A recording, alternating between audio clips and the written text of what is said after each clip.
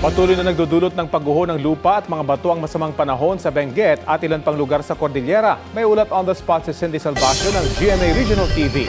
Cindy?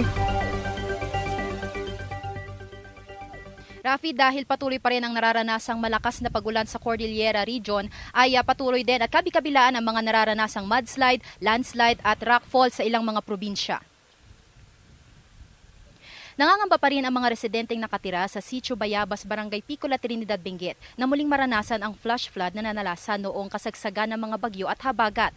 Ayon sa mga residente, halos araw-araw nilang nararanasan ang malalakas na pagbagsak ng tubig na nagmumula sa bundok dahil sa walang tigil na ulan.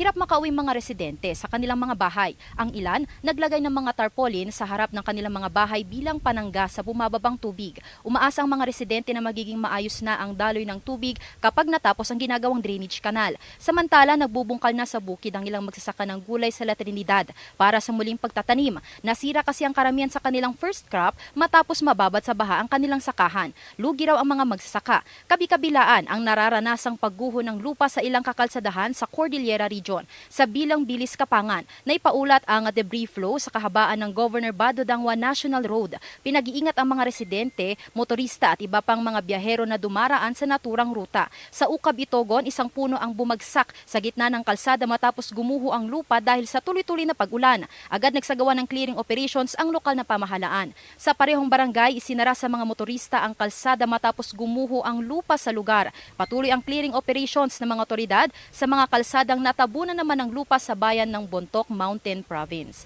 Rafi, ayon sa Mines and Geosciences Bureau Cordillera ay umaabot sa 1,413 millimeters ang accumulated rainfall sa Baguio City at Benguet nitong August 1 hanggang August 9.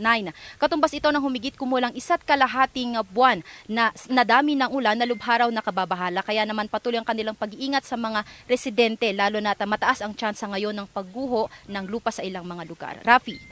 Maraming salamat, Cindy Salvacio.